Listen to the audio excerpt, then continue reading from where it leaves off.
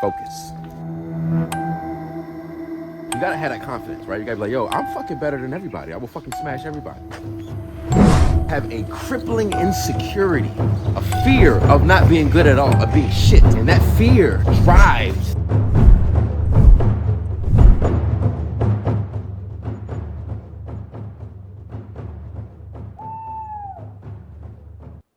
My good brother, Jacy Cunningham.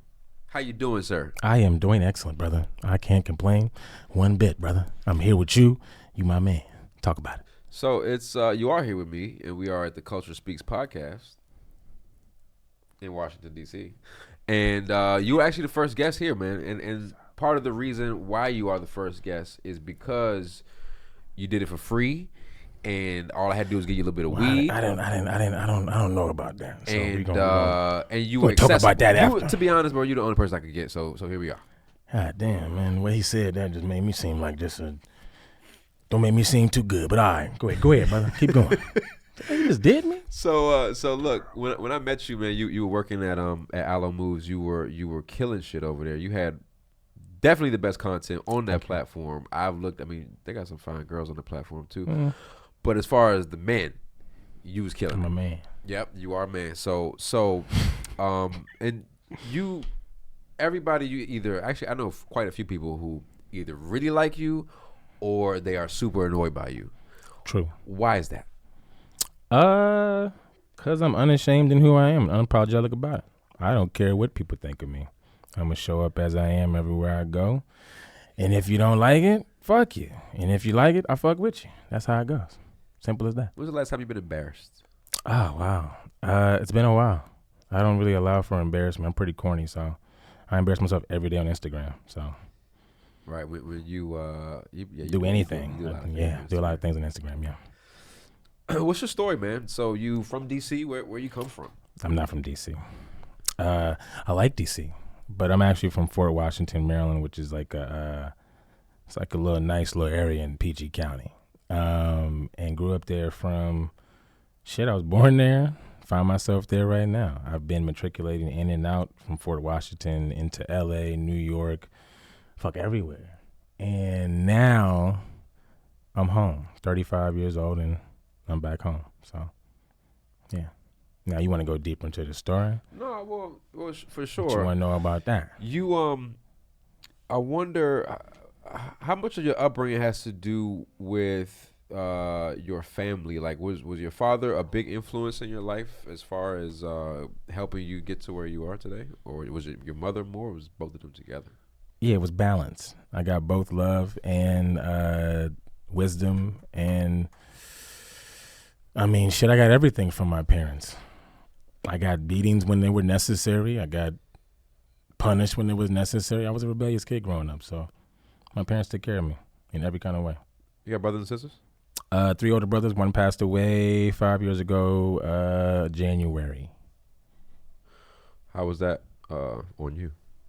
And what was your relationship like with him before he passed, if you don't mind? It was my half brother, so I guess.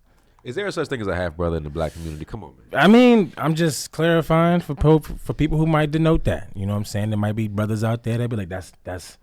But he was my blood brother. You know what I'm saying? My daddy was his daddy. My daddy, and that's my brother. But no, he kind of took care of me growing up because my dad was working for Amtrak, so he traveled a lot, and I was always in the caring of my oldest brother. And so, growing up, it was more so like, that's like pops. You know, it's like, hey, so he say go. He was like the first masculine figure that was in your life. Well, that's impossible because my dad had to be. But I see mean what you're was that saying. He was the first impactful. He played a major part. Not whether it's the first or not. Maybe that's irrelevant. He was a big brother. So when you have a big brother, they have to play a role because irregardless of how their lives are shaped, you look up to them because they're older than you. They have wisdom and they share your last name. So I think for me, I've always never judged my family for anything that they've done or said or anything because we all say and do things that we're not proud of. Same here in my regard as well. So when it comes to appreciating the wisdom that comes from my family, I love it because they be going through shit. And I end up getting all the wisdom from it because I'm the baby. So, Well, I'm trying to figure out who in the hell in your family allowed you to act the way that you do nice. and run amok amongst the folk out here in this world. You know, I think going to private school as a black man is Oh, you went to private school. yeah. How was that experience? Was it majority white? Was it just affluent children? It was all white. Most private schools in the 2000s was all white. And it was cool. It was Landon School in Bethesda, Maryland. I'm a bear through and through. I spent 6 years there from 2000 to 2006. That school was tough. Nobody teaches a black child how to matriculate in the white world at 12 years old. You don't know what the fuck is up from down. So when you move me from a predominantly black society, a world that I've never, Jacy, there was one white kid named Jacy. That was it. Then I became Jacy, and I was like, I don't fuck with this. Like, why am I Jacy now? There's no black people here to look at, to appreciate. So I had to assimilate in some form. So at what age did you say you went to that private 12. school? At 12. So let's go back for a little bit during that time period. So here you have this young black kid named Jacy. The majority That's of me. That's you. The majority of your life you were around black people, I presume. Mm-hmm. Okay, so you get into this majority white school, which is a private school. How did you adjust? How did you find your identity? How did you hold on to your identity? Did you ever feel like it was a problem for you to be black to yourself? Fuck yeah, nigga. When I was 17, I had a therapist. Now, my mother got me a therapist because I claimed at the time to be suicidal because I did not enjoy waking up and looking at myself in the mirror. I had my own identity crisis of sorts. Now, mind you, when you're at that age, your brain is very malleable. Everything is still forming. So your understanding and perspectives are still very raw. And going to a school that had so much more than I perceived to have based upon capitalism, but didn't have the love I had in my family, didn't have the connection I had in my family, but had a lot more money. I got confused. I started to hang out with those kids, started to go to their trips, and I would always wonder, like, why is my parents not doing this? You know, why aren't we able to take these grandiose fucking vacations to Bahamas or to wherever? And why am I always seem like the token in this environment? So I hated it for about I would say my whole junior year of high school, I was very angsty.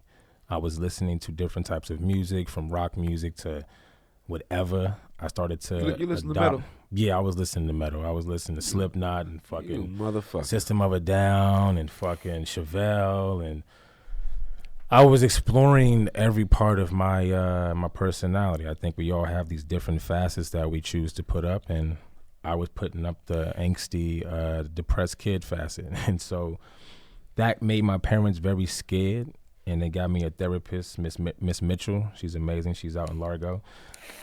She saved my life, basically. You know what I'm saying? Just having somebody listen to your fucking bullshit is it's very nice, because most of us don't realize how much bullshit we give ourselves in these stories that we tell. So I went through that at 17 and realized that I was way more than just the story I was telling myself. And so I began telling myself a new story following that. That's beautiful. I was fortunate enough to have a teacher in high school who I had the choice between going to Morgan State, which is HBCU, or Virginia Commonwealth University, or like Norfolk State University, which I don't think are black schools. Norfolk's black. Norfolk's black. Yeah, okay. they black as hell. I would have probably been out at Norfolk, but I went to Morgan, and I learned so much about where we come from as a people, and I was immediately infuriated with white people. I was like, I hate all you motherfuckers. I later learned that is only partially correct. But I was fortunate because I left that experience, even though I ain't finished school, fuck school. I left that experience with a more grounded identity of who I am, and I was proud when I would go into certain. When I would be around like a room full of white people, which happens often still, I'm comfortable. I'm comfortable because I know that a lot of white people want to be us.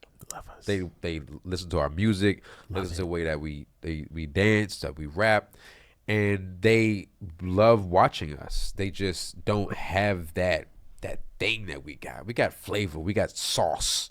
They got nothing. Yes. So some of them, now obviously it's not all of them, but we got that. So I walk into every single room with that. I got the sauce. I feel that. I embody that. They feel that too, which is why it's like this the racism shit. That shit don't bother me. You could be racist. You could feel how you want to feel. I'm good, baby. He's good. I'm good. Say baby. what you want. Call him whatever. Call me whatever. You know what? Whip him. Just make sure you call me. Whip him. Call him Toby. You know what I'm saying? But after you were able to meet your therapist, Miss Mitchell, what was that next phase of your life like? And at what age was that? It just got more angsty from there, you know. I think at 18 I went to Miami University in Oxford, Ohio. And you said Miami? Miami, yes. It's named after the Miami River in Ohio. It's the first Miami. Miami Indians. So that's a Native American tribe, I think. I went there in 2006, and I did not last a semester. I think going from an all-boys institution into girls and fraternities and drinking and smoking and doing whatever, I definitely let my guard down in many ways. And I quit football after the first semester. Didn't tell my parents. And decided to join a fraternity in second semester. Phi Gamma Delta. Their name is Fiji. Do they whoop your ass? No, they don't. That's a myth. Now, black fraternities, I know for a fact, black fraternities whoop your ass. White fraternities don't do that. What's the hazing ritual? It's all fake. It's all like psychological hazing. You know, so like I'll give you one example. Now mind you, don't fucking judge me. We were playing a game of caps. Now, caps is like a game where you got to take a bottle cap and you got to bounce it off the fucking ground. No, it is caps. Yeah. And you got to hit and land into a cup. Now, mind you, that's damn near fucking impossible. So typically you use quarters, pennies, whatever you got. And it's nasty as fuck. I did it. I lost because I didn't know what the fuck I was doing. I did it, and they made me do what is called a naked run. So basically, you got to get naked, and you have to run from the frat house at the beginning of Uptown all the way past with a bar named Pachinko's and run back. Now, mind you, I'm an athlete. I'm like, fuck it. You know, nobody's going to see me. You know what I'm saying? I'm a blur. Boom, I'm getting back. It didn't pan out that way. So there's like a chain link fence in front of the frat house. I jump over the chain link fence, but I don't clear it. One of my big toe or something, my big toe caught it. I might have had a bunion, caught the motherfucker. I fall, whop, dick on the ground. Now the shit hurt, but my adrenaline's running. So I just jump back, swap. I'm up, I'm sprinting, I'm out the fucking gate, I'm gone. I'm running a fofo down the motherfucking block. I get back. Everybody in the frat house is just dying laughing because they've recorded the whole thing, yada, yada, yada. I loved it because for me, I think I've always wanted to experience the thrills of being alive. I think this shit is mad short. After I lost my brother, I recognized this shit can go just like that. So I think I've always embodied the attitude of like, I don't give a fuck. Like, I'm going to try it. All right, cool. What y'all doing? That looks fucked up. All right, I'm going to try it once and I'm going to just get it in. But that's just shit that naturally, I think, as you grow into a world of mixed and diverse people, you start to experiment and experience things of like just different culture. Like, I was always cool with everybody. So I think, like, I went to Howard. So it's like, you know, I had the best of both worlds. I went to an all-white private school and then got the blackest experience thrown on me. So all right, look, I have a question. I have a question. Since you said I'm you black, went to the bro. I'm glad you recognize that. No, I just had to say that because people be forgetting. Don't get it twisted out there, Aloe. Now go ahead, man. Keep going, man. Say My bad. nigga. Nah, I'm not gonna say all that, nigga. Go ahead, man. Come on. This very basic question. I think you should have no issues answering this. Oh shit. You like black women or white women? This guy here. Now, mind you, I love black women. My mother's black. She black. I love her. I love my mother. My aunt's black. My whole family's black. Come on, man. I have black. Answer the question. Black women, man. I've never actually. So mind you, I've never actually taken a white woman home to my parents, because I've never wanted to go through that. I had one white girlfriend. Have you taken home? I've never. How many girlfriends I've taken home? In my life. Okay, go ahead. I've taken home like every girl I date. I take home. I'm like, let me know, ma. She good? She not? All right, I'm out the door. What's up? But no, I like black women though, for real. Okay. They're great. They cook. They love me, man. What's up, man? Go ahead. All right, let's switch gears for a second, brother. It's a lot of stuff going on in the world right now. It's we live in goddamn clown world. It's like they tell you that the sky is orange. You look at it, you're like, no, that's blue. Nope. They slap you, and then they say, no, it's orange. It's still blue. Nope, motherfucker, it's orange, or we're gonna make you lose your job. We're gonna take away your kids. We're gonna fucking shame you in the newspapers. We're gonna do this. What the fuck? What world are we living in right now, bro? The orange world. I just say it's orange. Keep it moving. I'm like, you said it's orange? Fucking orange to me too, man. God damn, I thought it was blue. Well, shit, it's orange. But no, I think, I mean, fuck, man. What do we think? I mean, let's face it, right? We live in a world that this whole country was founded on the principle of somebody going somewhere else and being like, yo, we need these niggas real fast. We got this crops that we can't pick because we ain't got the strength, or we don't want to do it. So, I mean, if you imagine, we the first capital in this country. So, like, capitalism was started off of slavery. These motherfuckers got a head start on us and are mad at us for however we do our life. It makes no sense to me. You mean to tell me y'all got 200, 300 years of head start? And y'all think that, for one, we think that we can ever bring that level. It ain't gonna happen unless every single black person that is of worthy caliber to themselves, believes in themselves enough, comes together and shuts this shit down, because we could. But too many of us participate in their systems of destruction and distraction to ever actually bring this shit together. LeBron James, all these people they cool, but they're distractions. They ain't never helped us do nothing. What LeBron do? Tell me. He got a little school. I think he does a little. I mean, here we go. The thing is, I'm not here to defend LeBron. Don't do it. Don't do it. Don't do it. What you about to say? Let me ask you a question. Why is it that when a police officer kills a black man, there's national outrage? But in Chicago, I have no idea how many murders there were last weekend. Let's say 4th of July weekend, since we're still in July. That's a murderous niggas shoot team. Like, why is there not national outrage about that issue? But there is about the old cop killing a black kid. Are we saying that you can't kill us, we could kill us? No, I think we don't control the news. So if we don't control the sources of information that are put out in the world, we don't control or dictate how the story is told. So we don't really know what the fuck is going on. All we know is that some bad shit happened over there and some good shit's happening over here. And it's like, until we have a certain understanding of like Chicago or all these places where things are happening, people are dying in the streets every day. That is I think a part of the nation's fact. If you live in this country, you just know that every single day somebody's dying of gun violence or some bullshit overdose, because this country's very stressed. It's most likely a nigga though. Yeah. We shooting each other all day long. Yeah. We do that. Where does that come from? Is that self-hate? Yeah. That's big self-hate. You know how, like, when I went through my identity crisis, right? Now, imagine, that was coming from being in a world that I didn't seemingly fit into, in the sense of being educated or in the sense of having finance. Now, if I grew up in an environment, I grew up in the suburbs, so I had a little understanding that there is a difference in how I was brought up versus some of my homies that I do know. Brought up in the inner city and in situations that were just a little different. Even some of my family members grew up in situations that I'm like, damn, fuck, you know? So I think I would never have shame for how I was raised or how I was brought up or having, a private school experience and none of these things. But I do realize and recognize that there are millions of people every single day waking up to circumstances that they do not enjoy.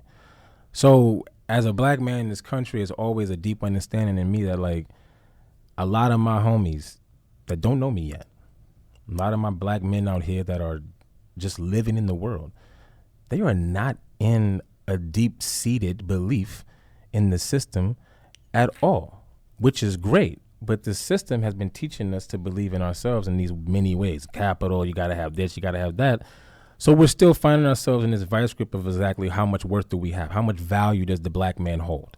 And I think when we look at how much profit comes from us being sold on the chopping block of sports, entertainment, and all these other just distractions, yeah, we think we have a lot of worth, but we don't. Because the worth that we're giving away is being taken. And we're not being given nothing back. What's some money? And then I do agree with you. How much of those black entertainers and sports athletes are investing back into the black community? Like how many rec centers or sports programs or libraries? How much of that can really go back? Because you got to think, like, look at the Jewish community. Mm-hmm. Like they have managed to get to the top upper echelons of society because they keep their culture, not only their culture, but their money within their community. Facts. They buy from Jewish stores. Facts. They hire Jewish people. They will always pick a Jewish person over any other race when it comes to finding a job and hooking up their people. We buy Lambos. Yeah.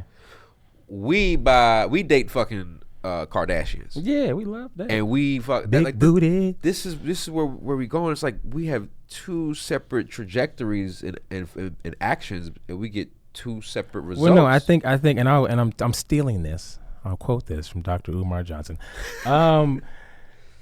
We have no fucking loyalty. So it's like, black people aren't loyal to black people. We are more loyal to the green dollar. And we are more loyal to white corporations and institutions than we are to black people. So that is the reason why it's easy for somebody to go and date a Kardashian and not feel any type of way. We got all these black queens out here, but you choose to date outside your race. I mean, listen, I grew up in a very diverse community. So it's like, I understand, but at the same time, there's a certain loyalty that we need to uphold because we are behind. And so it's like, financially, we are behind. So it's like, we need to be loyal to all the black people that do commerce and do business in this country so that we can actually start building enough wealth to actually compete. Because right now we have no competition. We're no competition to anyone. We're just entertainment. I'll make the statement right now. If I become a multi-millionaire, I'm going to date me a Kardashian. I'm just letting you know right now. See, that's what I'm saying. I'm just letting you know I'm out of here. He's out of here. Peace. Straight up. Let's switch gears for a second. I would date one too. I want to ask you one very simple question. Give me a little Kardashian for 2 weeks. I want to ask you one very simple question. This you can rent one. You should be able to rent a Kardashian. You probably should. You probably can make a good little penny on that. That'd be the type for social media. Pay her $2 million, and you can just have her for 2 weeks. You get clout for 2 weeks. That should have changed your life. Rent clout. Yeah. Serious question. Yeah, go ahead. Serious answer. Can men get pregnant? Hey, yo, go ahead, dog. Yeah. No, I'm playing. I mean, listen, I did see the movie recently. I finally saw this movie with Arnold Schwarzenegger called Junior, where he got pregnant. But that was in a movie. I don't really think that a man is supposed to have child. You don't think? No. I wonder how you came to that conclusion. I've only seen women with them. So if I see a man with a baby, I'm like, oh, shit. It's fucking different. But will I see that? No. Tell me when you see. They actually had a magazine cover with a nigga on it with a belly. Oh yeah, it was a guy. He had a full beard and a belly. So how's that happen? That's a man that got pregnant, right? No, that was a woman that is transitioning to be a man. There was no man there's no way in God's kingdom that we live in, so we say, that a man can have child because that's a woman's job. So the man-woman thing that you saw with the beard, okay, that was an abomination. Are you a bigot? I'm not a bigot, but I damn sure don't like bigots. How about that? Some would say you're a bigot. You're a bigot. You a bigotry. You're a bigotry. You are misgendering them. That is a man. Okay. Who's having child. Man with child. Man with child. Okay. Well, you know what? Like I said, I'm a peaceful man. I stand on peaceful principles. If you want to believe that the man with the baby is a man with a baby, then that's a goddamn man with a baby. I told you, they said it was orange, nigga. I said it's orange. God damn, I thought it was goddamn blue. Well, it's orange today. So if a baby can be with a man and do all that, then nigga, yeah. Right. You right on. And this is how easily you get everybody to say exactly what you want them to say when you ain't got no motherfucking morals and principles, bro. It don't matter. You know what I'm saying? We just whatever. Okay. Slightly related to this, it was just Pride a month ago or 2 Why you months keep ago. bringing this stuff up? No, because these are issues that I'm curious about. I want to know how people feel about this stuff. Okay. There's a Pride parade, and there's children at these parades. Mm-hmm. And actually, I saw a video where a guy walked up to cops and said, "Hey, is it okay if I expose my genitalia right now in front of all these children?" And the cops, you could tell on their face that they didn't really want to say yes, but because it was the Pride parade and other gay guys were doing it, they was like, you could do what you want as long as you're Balls not. out. And they said, it's funny, they said as long as you are not aroused, you have an erection or aren't like masturbating. What if you wear like a dick board, like a little board that just you can't get around, even if you tried, your dick just can't. I don't know what a dick board is. I'm not gonna ask. I don't know either. I came up with that. I'm just saying. Do you think that that's okay to be having the genitalia exposed in front of children? Oh man, the genitalia in front of kids. No. Now. I mean, no. I don't really know how else to say it. But it's Pride, bro. I understand, and I think that Pride is great, but I think there needs to be a vetting process to Pride if we're gonna have Pride. Okay, certain genitalia and certain titties and certain things just don't need to be out there. So, and that's my problem with Pride, is that they don't really have a vetting process. Because what if it was just a bunch of big asses and just titties out there? Would men be cool with that? We'd be like, oh, Pride is amazing. But nah, it's everything. It's balls. Men are like, no, Pride, I'm not doing Pride. But if it was titties out there, if it was things that men loved out there, straight men, we would definitely be like, Pride is the shit. That's just Mardi Gras. Like, I'm going, basically. Mardi Gras is the straight Pride. Right, straight Pride. But no, I do not agree with anyone showcasing their genitalia anywhere. It's super inappropriate. In public. It's super inappropriate. But if they nice, what has our world come to? If your ass is nice, I mean. Okay, and then show that, another topic is they are doing drag story time in the Mary, elementary schools. This boy just keeps going down. What land are we in now? Drag story time where they have men who walk into these classrooms that are children and just do drag, and they read. They're in drag. Oh, and they read stories to children about. I mean, the caterpillar. You could be a caterpillar too.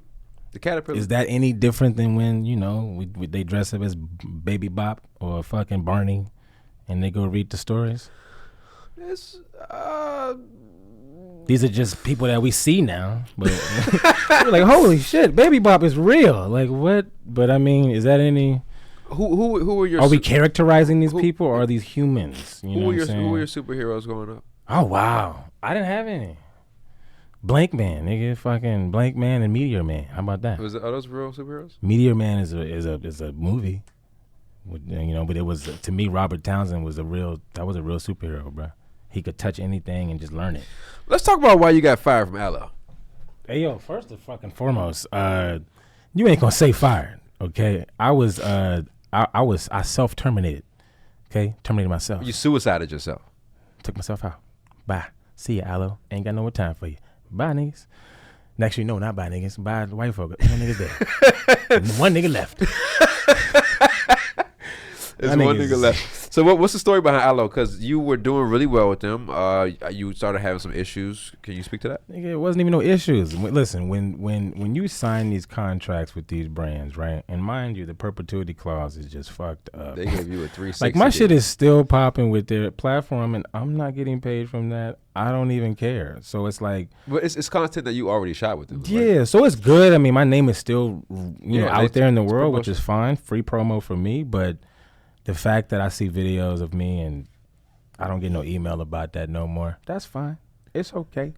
But no, I left them because I'm 35 and I think I was just tired of just being the brand slave. I think I've been a brand slave for the last 10 years of my career, and eventually I'd rather pimp myself than let these brands pimp me. So here I am pimping me. Do you hold any animosity towards Allo? No, that nigga, I traveled the whole world for like 7 months. I think I got all I could out of them. I got more than they were probably willing to give. I got what I wasn't supposed to have because somebody got fired and then I got hired. So it's like that whole Aloe in the Wild. It was a brother that was there. I'm not gonna mention his name. Sorry about that. And he was just too much. He was just too much for them. So then they called me like, "Yo, Mr. Not Too Much, come on through." Mr. Not Too Much came on through. 7 months, traveled to what, 12 countries? 12 countries. I'm happy in 7 with that. months? Yeah. That's an amazing, bro. I'm sure you have some pretty debaucherous stories to tell. I don't. I didn't do nothing. You dirty motherfucker. I ain't do a damn thing. So what happened while you was out there? What'd you see? What'd you experience? How'd they receive a black man in the wild? You know, when you are affiliated, it's almost like being in a gang. You know, it's like, well, these brands are like gangs. So like Nike's a gang, fucking Aloe's a gang. And when you're affiliated, people just kind of fuck with you. Like they don't bother you. They're like, "Oh wow, you're with Aloe." It's almost like it's a level of the playing field. And when it comes to race, like they are oblivious to your race when you have a certain affiliation. It's almost like you're not black. You're just something else. You're black with an asterisk symbol. You're different. And that's what I think us trying to be validated through these brands is doing. Like it's not necessarily cheapening the black experience. I think it's more so like we know that to be a part of the machine, you gotta like go into the machine, and they gonna fuck with you, and they gonna fuck you up after you get out of there. So it's just a machine, yo. It's gonna chew you up and spit you out, and whatever you spit out as, if it's great, keep rolling with it. If it's not, do it again. Do you feel like obviously you learned a lot through this whole experience? What would you do differently if another brand approached you for a deal? Like how? I wouldn't sign it. I wouldn't take a deal with another brand. I think that's what I learned. You know. What if it's beneficial? I think benefits are chosen for one. They're not just given. So it's like, you know, I get to choose what my benefits are nowadays, and I don't think I want to go with another brand and let them do anything with me. I'm starting to learn that I just got a little too much sauce. So these brands is always going to try to take that shit, package that shit, and put their name on it. This ain't no white label. Fuck that. You ain't white labeling my sauce. I think you do have talent. I think that the right deal could benefit you and the brand. I think it just has to be the right deal. But once again, we're back to that slavery motif. You know, it's like it doesn't have to be that way. Capitalism, we were the first capital. Once again, we're still the capital. We're still used as the capital in this country. So it's like, what if it was a black brand? Name them. Where they at? How much they got? They gonna pay me like Aloe did? Brand. We gonna travel 12 countries in 7 months on a crazy budget, first class flights, 5-star hotels everywhere we go. Yeah, we can do that. Now I just don't want to do anything with those brands. I'm good. Like I had the brand experience. Now it's like, all right, cool. Go do something else. I want fitness to be a hobby again. Yeah. I don't give a fuck about giving away to nobody no more. It's too real for me now. It's like church. So you've outgrown Aloe. Where are you now? What are you working on? What should people be looking out from you? Looking out for from you. I'm actually working on a blockchain exchange in the UK called Financial Express. It's underneath the e-commerce brand online shop, which was started by a serial entrepreneur named Terry McGinnis. He's very interesting. His name is Toymane, Toymane on Instagram. And that's something that's taken a lot of my time. I'm building the kind of infrastructure for the community because I didn't share that in my story, but I started my whole kind of career in fitness at a company called Summit Series based in Eden, Utah. And that was like one of the first, I guess, social startups. Not necessarily similar to Facebook, Twitter, or any one of those. It was more so like they brought a bunch of people to a random mountain in Utah, and they were able to gather $50 million to purchase that mountain and then to build a town on top of that mountain. So that project brought me in a lot into the eyes and ears and minds of a lot of different people with a lot of names, a lot of eyes, a lot of ears in the world of finance, in the world of crypto, anything. So I'm working on that, and I have some content that I've been filming in the fitness space. But like I said, I'm slowly realizing as I get older that fitness is more of a hobby. It's more of like it's an inner experience for me, not an outer one. And I'm tired of I guess sharing the outer experience of my body. I think it's almost like being a model. Are you saying you're retiring from teaching people how to? No, teaching is in person. Being an online figure in people's minds, I think I'm tired of people looking at me every day and hoping to get some inspiration from whatever I do. You don't want to impact those people's lives anymore? Not online. I want to get online and get offline. I want to go offline. I want to get in people's faces. I want to go to schools. I want to do real things because online is so interesting because it's such a vast community that you do not know.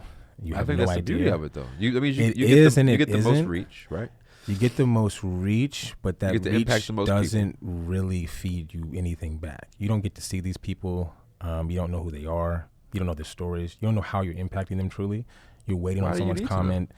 It's like a preacher or Jesus preaches to the congregation and saying that he needs to know the intimate problems of one of his members. I think for me as a human being, human contact and connection is much more important offline than online. I would rather see someone's face than see them type of a comment. A like of a post or a comment here and there or a DM is great, but if I could see those people, I would love that. You know, like if I could hug the motherfuckers that give me all this praise and love on Allo, that'd be so dope. You know, like that's the difference. I think you would also probably be leaving a pretty big bag on the table if you take your presence offline in that capacity. Yeah, but like I always say, I think I'm slowly learning that the bag is not worth it. When we talk about this bag, you're not trying to secure the bag. No, I'm probably one of the few people who doesn't care about securing the bag because for one, I recognize I lost my uncle a month ago. He was 80 something years old, and what he told me at the end of his life was that, you know, it's something interesting about building up so much in life just for it all to crumble in the end. Now, the experience of building things is great, but the end goal is truly to die and leave this bitch empty. There's no reason and no attempt at taking anything with us towards anywhere else. So for me, experiencing life is much more important than getting the bag. And now if the bag affords more opportunities to experience life, which I do not believe it does, I think life can be experienced just as rich today in this framework as it can be in the Cayman Islands or in Italy or anywhere else. I think we've frameworked success and all these things into these kind of small windows. And if we don't do this thing according to this structure, then we don't make it. And I'm just like, making it is a personal experience. So for me, I've made it in my life. If God forbid I died tomorrow, I'd be pretty fucking happy with the life that I've lived thus far. So at 35, I'm very satisfied with a lot of my life. Now there's so many other things to do, but then I'll do those and then there'll be other things to do. There's always things to do. So I'm trying to get away from always trying to do so many things and be so many things and trying to be okay with not being anything. And it's hard to say that at this age because I'm at the critical stage of my career where people are like, you should be doing this, that, and the third. But I've been doing this for 14 years and I got an early start in my career. I got an early start into understanding like all this other shit on the other side of what it means to be successful. I got to meet these billionaires. I work with these billionaires and they're not happy. So, you know, for me, when I talk to them about happiness, they always say, happiness comes from within. You can't buy it. You can't secure it. It's inside of you. So for me, the bag is inside. And if I can keep that secure every day, the rest of this shit's just going to come. So the money, the this, the that, it's going to keep flowing. You know, it's more of like life is like an ocean. My mother taught me, like, it's just waves. Money's like that. Sometimes you got a whole bunch of that shit. Sometimes you got enough just to get by.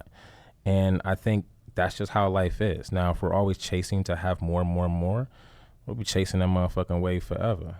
And eventually it's going to crash. So I'm just trying to stay peaceful and positive in my life. Pass the positive. Maintain that shit as best as I know how. Now, if that requires me getting $1 billion, then yeah, then give me that. But I don't need that to be happy. So, and on that note, Jacy, what I will say, sir, is you are a beautiful soul. You bring a certain unique energy to any room that you walk into. And I'm honored for you to be here with me right now to share your story with myself, with the people, whoever listens to this, who knows. Who knows? Doesn't matter. But Black people. It's been done. And thank you, brother. Brother, thank you, man. Tony. All right. First episode, bitch. That's number one. That's number one.